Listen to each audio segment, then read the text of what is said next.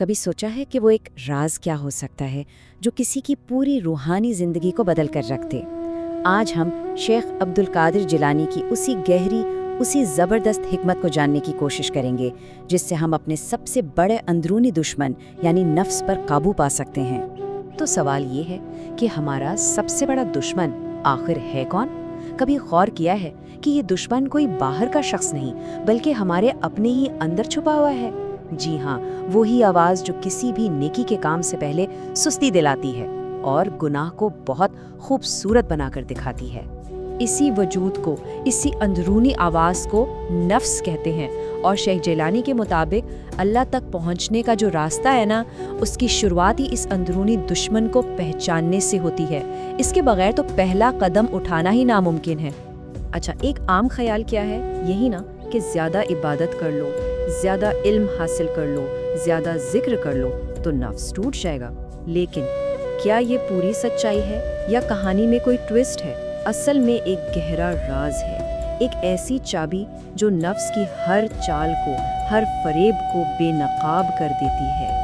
تو چلیں سب سے پہلے دیکھتے ہیں کہ یہ نفس کتنا چالاک ہے، اتنا چالاک کہ یہ ہمارے روحانی اعمال کو ہی ہمارے خلاف استعمال کر لیتا ہے۔ یہ سوال تھوڑا چونکا دینے والا ہو سکتا ہے نا، کہ عبادت بھلا جال کیسے بن سکتی ہے؟ لیکن حقیقت یہی ہے کہ صرف عبادت کرنا کافی نہیں ہوتا۔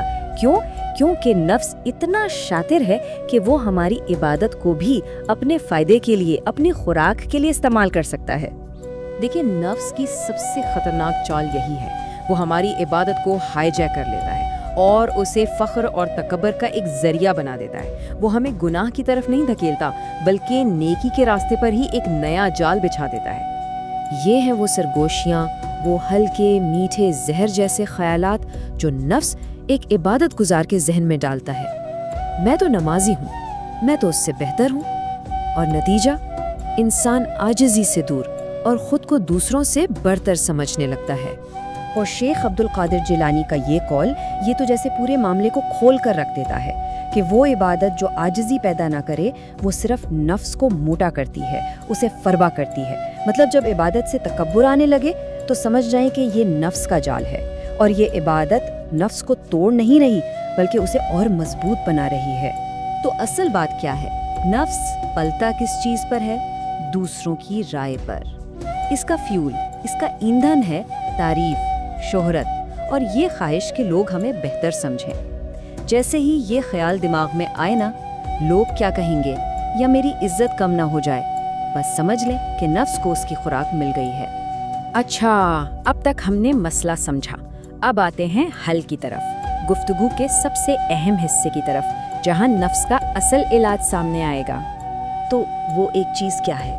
وہ کون سی چیز ہے جسے نفس بالکل برداشت نہیں کر سکتا، جو اسے کمزور نہیں بلکہ جڑ سے اکھاڑ کر پھینک دیتی ہے؟ شیخ جیلانی اسی ایک چیز کی طرف اشارہ کرتے ہیں۔ آخر وہ کیا ہے؟ اور یہ رہا وہ راز، نفس گناہ سے نہیں ٹوٹتا، یہ ذلت قبول کرنے سے ٹوٹتا ہے۔ یہ بات سننے میں بہت سخت لگتی ہے نا، لیکن یہی وہ کڑوی حقیقت ہے جس سے نفس جان چھڑا کر بھاگتا ہے۔ کیونکہ نفس کو کیا چاہیے؟ عزت، برتری، اختیار، اور جب یہ چیزیں اس سے چھنتی ہیں نا تو وہ اندر سے ٹوٹ کر بکھر جاتا ہے۔ لیکن یہاں ایک بات سمجھنا بہت بہت ضروری ہے۔ یہاں ذلت کا مطلب یہ ہرگز نہیں کہ لوگوں کے سامنے خود کو رسوا کیا جائے، نہیں، بلکہ اس کا مطلب ہے اللہ کے سامنے اپنی حقیقت کو تسلیم کر لینا، اپنی عبادت، اپنے علم، اپنے ہر اچھے کام کو اپنی طرف سے صفر سمجھنا، اور یہ مان لینا کہ میں کچھ بھی نہیں۔ تو عملی طور پر اس کا کیا مطلب ہے؟ یہ 3 چیزیں ہیں جو نفس کے لیے زہر کا کام کرتی ہیں۔ اپنی تعریف سن کر خاموش رہنا، تنقید کو بغیر دفاع کیے برداشت کرنا، اور سچائی کے سامنے اپنی رائے کو چھوڑ دینا۔ جو انسان حق کے سامنے جھکنا سیکھ گیا ہے نا، بس اس کا نفس ٹوٹنا شروع ہو جاتا ہے، کیونکہ نفس کی فطرت میں ہی جھکنا نہیں ہے۔ اور خاص طور پر خاموشی، یہ صرف لفظوں کا نہ ہونا نہیں ہے، یہ ایک جہاد ہے نفس کی اس خواہش کے خلاف کہ وہ خود کو ہر حال میں صحیح ثابت کرے، اپنی صفائیاں پیش کرے۔ جب انسان خاموش رہنا سیکھ لیتا ہے تو اصل میں وہ نفس کی طاقت کی رگ کاٹ دیتا ہے۔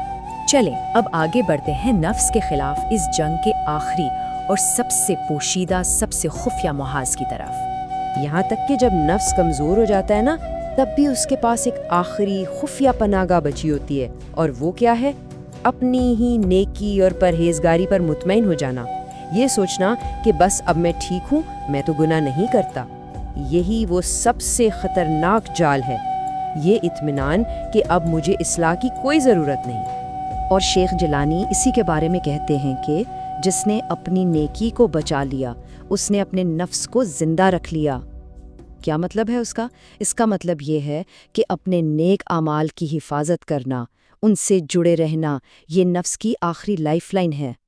نفس تو اصل میں اس دن مرتا ہے جس دن انسان یہ تسلیم کر لیتا ہے کہ میری کوئی بھی نیکی میری ہے ہی نہیں۔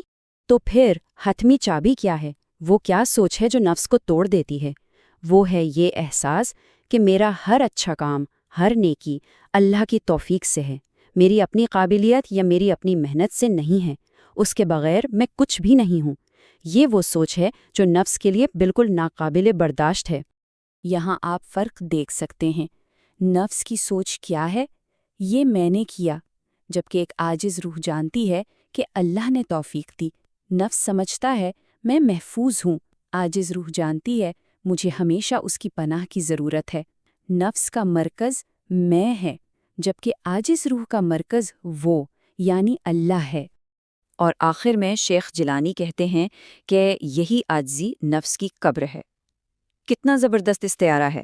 مطلب جس لمحے ہم اپنی کسی بھی چیز پر، اپنی عبادت، اپنے علم، اپنی نیکی پر کوئی بڑائی محسوس کرنا چھوڑ دیں اور دل سے یہ مان لیں کہ اللہ کے بغیر ہم کچھ بھی نہیں، بس وہی لمحہ، وہی جگہ نفس کی قبر بن جاتی ہے۔